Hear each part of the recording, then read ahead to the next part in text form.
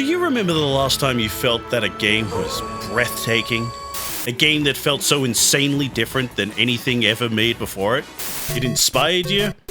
Super Mario Galaxy was three things: brilliant, weird, and an extraordinarily difficult challenge for Nintendo to make. Released in 2007 for the Nintendo Wii, the developers thought that, for many reasons we'll discuss, it was an impossible game to make. And yet, the end result was that it delivered a one-of-a-kind experience that would be permanently ingrained into people's childhoods forever. So what made Super Mario Galaxy magical? Was it its gravity-defying mechanics? Its stunning orchestral soundtrack? Even years later, developers of games like Ratchet & Clank Rift Apart and Astro Bot owe a piece of their DNA to this galactic adventure. Yet, creating a masterpiece on this scale was no small feat. For Nintendo, it was like building a spaceship in your garage and launching it to the stars. About bold design choices, rethinking the whole concept of 3D space, and ultimately, was a masterclass in how to keep people in awe. So, how do you make a game that changes the world? Before we find our way to the stars, let's unpack the brain of someone on Earth, none other than Nintendo's own Shigeru Miyamoto. Shigeru Miyamoto is renowned for being a creative genius in game design. He'd always wanted to try something different, for better, or for worse. Unlike other game companies, Nintendo had no fear of experimenting with their flagship titles. As the company had been using flat 2D stages for games since before the Famicom and Nintendo Entertainment System, Miyamoto wanted to try something different. At Nintendo Space World, or Shoshinkai, in 2000, Nintendo simultaneously announced the Game Boy Advance and the GameCube. While there, they showed off a tech demo playfully codenamed Super Mario 128, which showed many Marios running around a UFO-shaped world, with Yoshizaki Koizumi being the producer. We originally wanted to make the surface a sphere, but the team didn't have the chance to do that at the time. For the longest time, the idea kept bouncing around and we kept trying to find a place to employ the spherical world idea in a game. Free from the limitations of the previous Nintendo consoles, it seemed that Miyamoto's dream of having a new variety of movement would be close to becoming a reality. For the first experiment, Miyamoto thought of adding scrolls or spherical sections to Paper Mario for the Nintendo 64, but found it wasn't working in a way he would have liked. While he ended up giving up on adding it to Paper Mario, the spark of genius had been lit, and there was no way Miyamoto was not going to see it come to fruition. Miyamoto then asked the Doshin the Great development team about possibly adding some kind of spherical stage to their game, only for the team to panic and suggest that, next time, he should tell them he wants that sort of thing earlier, as the game was far too into development at that point. Unable to make it work for either game, Miyamoto had to concede that perhaps the GameCube just wasn't suitable for that idea, so he shelved it. Koizumi spent years wondering how they could achieve spherical worlds. The problem was that having a round stage as opposed to the UFO shape they'd shown off in 2000 increased the technical difficulty substantially. The team's will would need to be unparalleled to pull it off. With these two constraints, Koizumi thought the possibility of spherical stages was just impossible, but it wasn't impossible for long. While Super Mario 64 had Miyamoto as its director, Super Mario Sunshine had Koizumi, with Takao Shimizu as producer. Every Mario before Sunshine had been created in the Kyoto Entertainment and Development Division, or EAD for short, and was led by Miyamoto himself. After the newly created Tokyo department released the technically challenging Donkey Kong Jungle Beat, Miyamoto felt confident that Koizumi and Shimizu could handle the next 3D Mario game as well. In an Iwata Ask segment, Koizumi suggested his main role was to translate what Miyamoto wanted to the team in Tokyo. Mario has a creator, Miyamoto, and you have to consider Mr. Miyamoto's thoughts when you're making a Mario game. Over time, as all these broad ideas get a little more narrowly defined, until finally it gets to the point where Miyamoto will give us feedback, and the only person who has any idea what it means is me. And everyone else who is CC'd on these emails from Miyamoto have absolutely no idea what he's talking about. The trio ran into some difficulty when the development team in Tokyo were instructed to look into including spherical stages in Galaxy. One young programmer, Hideaki Shimizu, explained in the interview that the idea of spherical stages frightened him so much that he fought against it with all his might. He didn't believe it was possible, as it was difficult enough to make Jungle Beat on a 2D plane, let alone on a 3D one. To make matters worse, when it was suggested that Mario should be in space for this game, The team expressed surprise. What? He's in space now? Miyamoto and Iwata laughed as they recalled how the team reacted to this news. I thought Mario was a fantasy game. Is Mario going sci-fi now? These concerns were put to rest when it was pointed out that after Mario had already raced through land, sea, and sky, wasn't it only natural that the next step would be space? While the team began to warm up to the idea, it was difficult for them to visualize how it would all come together. Seeing this, Koizumi gathered a small group of staff and they got to work creating a prototype. Having a round stage would make sense if it were a planet, so the demo was set in outer space, and the sample team added space-like gravity to make it interesting. This meant most people would be able to grasp the idea of how Mario would move intuitively. It took 3 months to create a bare-bones version of what would eventually become the Super Mario Galaxy that was released in 2007. Excited at what they had achieved, the sample staff shared the demo with the rest of the team. It was here that excitement grew and development really took off. But that didn't mean this brand new idea was without its issues. With the introduction of spherical stages and gravity, an age-old problem for 3D games reared its ugly head: simulator sickness. A feeling very similar to motion sickness. Unfortunately, Takao Shimizu, one of the producers mentioned earlier, also happens to suffer from simulator sickness. He found that when players had little control over the camera, it would do things they weren't expecting, causing dizziness and nausea from the player. Shimizu often had to play the game and report when he felt unwell while playing. Koizumi was very interested in when Shimizu felt unwell, but Shimizu admitted in an Iwata Arts interview that Miyamoto often didn't take him seriously and only changed things when players had begun providing similar feedback. Iwata found it amusing that Shimizu is a game producer who suffers from simulator sickness, and Shimizu joked that he had become a human simulator sickness detector. Koizumi felt that the camera control was incredibly important to reduce the sickness from the player. As Shimizu helped produce Super Mario Sunshine, Koizumi used him to try and figure out a solution during the development of that game. The solution they had was to give players a variety of camera angles so they could choose what worked best for them. But this created a new problem. They then found that the player now had to focus a lot more on camera angles rather than the gameplay itself. This was part of the reason why Jungle Beat was a side-scrolling game, as they hadn't come up with a perfect solution at the time. Revisiting this in Super Mario Galaxy, the eventual result was a camera that would snap to Mario's back at the push of a button. A solution that, while reducing the number of reported cases of simulator sickness, made no guarantees. All of this had to mesh with the mechanics Mario was famous for, which caused its own series of complications. There are a few things Mario is well known for, and one of them is jumping. Mario's been jumping since the very beginning. Back before he was able to shoot fireballs, he was jumping. Before he was a raccoon, he was jumping. Heck, before he was given a name, he was Jumpman. With jumping being such a vital part of Mario and his games, it seemed as though this fundamental mechanic would be at odds with the spherical stage. While in development, the team found it quite difficult to judge the distance of an enemy when the camera was above Mario. To counter this, the Tokyo team implemented the spin attack.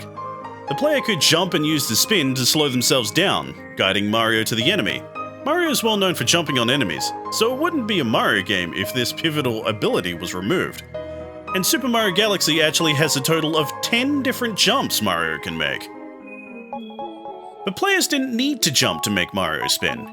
Players could spin at any time to defeat an enemy, allowing for a wider variety of usage and preventing the game from slowing down.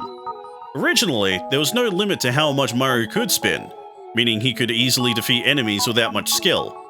Miyamoto saw this and suggested that it would be better to make it so that Mario wouldn't be able to spin again after a little while. This meant that if players didn't time the spin correctly, they'd have to deal with the enemy while they're unable to attack. This would make it harder for those who were careless, but it wouldn't be the end of the game. They would learn to run from the enemy until they could spin once again. Initially, spinning was activated by doing a rotation of the thumbstick on the nunchuck, but with the tilt sensor added to the Wiimote, a more intuitive way was introduced instead: the flick. Of course, when the Wiimote was introduced as the main controller for the Wii, some of the staff had their doubts about whether it would actually work with the game they'd spent many years making. Shimizu, the programmer in charge of Mario's movement in particular, wondered how you could ever make a game with a remote as a controller. Iwata mused during the interview that when holding the Wiimote, it must have been hard to picture being able to play a 3D Mario game with it at all. to which Shimizu agreed. It wasn't until the release of the Wii that he was finally convinced. Each new iteration of the Super Mario Galaxy prototype would need to be run past Shigeru Miyamoto first to make sure that it all reached his highest standards. After all, without him, there would be no Super Mario. Then President Satoru Iwata had a saying that was the focus of many of the games in the Nintendo DS and Wii era. It needed to be suitable for ages 5 to 95. Super Mario Galaxy was no exception to this idea. It needed to be easy for beginners, but difficult for experts. When the Tokyo team sent the first prototype through, Miyamoto felt it was too easy and lacked the needed intensity that Mario games can provide. A game must not lose excitement for the sake of making it easy, Iwata recalls Miyamoto saying on numerous occasions. Taking this on board, Koizumi looked at the life system and suggested that perhaps, instead of having 8 chunks of life like in Super Mario 64 and Super Mario Sunshine, they could adjust it so that Mario would only have 3. In the previous 2 3D games, it was very unlikely for a player to lose a life due to having 8 life pieces. By decreasing it, players would feel a heightened sense of danger. To compensate for the reduction of life pieces, they would increase the amount of 1-up mushrooms in the stages instead. Koizumi's reasoning for this was that players often don't notice the number of lives they have, but they definitely notice the amount of life pieces on the screen. This makes the game feel harder than it actually is, increasing the intensity artificially. The development team aimed to balance Super Mario Galaxy for players of all ages and skill levels by incorporating elements that made gameplay both easier and more challenging. This led to the introduction of the B costume, Co-Star mode, and EX stages. The B costume was designed to help newcomers and those less experienced with 3D games. Initially conceptualized as a curse that restricted actions, it evolved into a playful power-up, thanks to programmer Shimizu's input and a suggestion from a female co-worker. The original curse concept wasn't abandoned entirely. It was reimagined as Spring Mario, which added an unpredictable and entertaining element by making Mario constantly bounce. Other mechanics were adjusted for balance. For example, a backup power-up system similar to Super Mario World was scrapped for disrupting the game's challenge. Collecting coins by spinning was also removed after the Miyamoto argued it made coins feel less valuable. Instead, coins retained their classic touch-to-collect mechanic. Co-Star mode was introduced to fulfill Miyamoto's long-standing vision of cooperative gameplay. Simplified mechanics from single-player mode were assigned to a second player, creating a clear division between solo and co-op play. While the game included features to assist beginners, it wasn't designed exclusively for them. EX stages, created by designer Shirai, are short but brutally difficult levels aimed at seasoned players. These optional stages deliver a punishing challenge, with cheerful music masking their true difficulty. Ultimately, the game embodies the "one more try" philosophy of the Mario series, encouraging players to persist and improve with each attempt. Super Mario Galaxy strikes a delicate balance, offering accessibility for newcomers while rewarding skill and determination for veterans. The music of the Super Mario series is so iconic, the theme song for Super Mario Bros. Was even added to the American National Recording Registry. This is a database of sounds that are considered historically, culturally, or aesthetically significant. Koji Kondo was the sole musical composer for all mainland Mario games from Super Mario Bros. To Super Mario 64. Each of these games had outstanding soundtracks, but they all shared one thing in common. They're all made with MIDI keyboards. To put it simply, MIDI is designed to emulate instruments in a synthesized manner. However, Koizumi and the main composer, Mahito Yokota, felt that Galaxy needed something special to bring it to that next level. Who came up with the idea of using it in orchestra depends on who exactly you ask. Miyamoto says he was waiting for the team to ask him to use an orchestra, while Yokota said he was pestered by Miyamoto. It made sense they both wanted to take the glory now, but there were potential downsides to having an orchestra. First, an orchestra is costly. Second, Nintendo had little experience with live music then, and thirdly, orchestral music might not suit Mario games, messing up the game's rhythm in the process. Yokota and Kondo ended up playing the soundtrack in the background while the game was played as an experiment. It worked, and the two composers felt this was the right decision for the game. So sure of their decision, they called the team's main creators to hear the orchestra play Gusty Garden live, which caused Miyamoto to make an expression he doesn't make very often, according to Yokota. While Yokota was very happy with the decision to go with an orchestra, he had to stumble a lot to get there. Unlike Kondo, who has been making Mario-style music for ages, Yokota was creating it for the first time. With his preconceptions of what Mario music is, he created a track and excitedly showed it to Kondo, only for Kondo to explain it was no good. Yokota seriously considered quitting his job then and there. Luckily, Kondo took pity on his kohai and gave him some advice. Yokota-san, if somewhere in your mind you have an image that Mario is cute, please get rid of it. Kondo elaborated that he had always envisioned Mario games as cool, and so had created based on popular influences at the time. With his doubt blown away and a much better idea of what was needed, Yokota set to work. After 3 months, he finally had his song. Miyamoto was asked to listen to some tracks which were made by both Kondo and Yokota.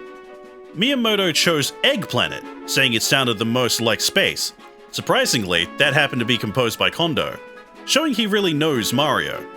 Yokota chose to focus less on Mario and more on space, at Miyamoto's request. Being the sound director as well as the composer meant that Yokota also had to oversee the sound effects. These weren't without issues either. The team wanted to use the Wiimote speaker, but found that the noise was lost when played with the TV sound effects. They were changed to be exclusive to Mario's actions. Aside from the Wiimote speaker, the sound effect that caused the most problems was the pool-style sound effect.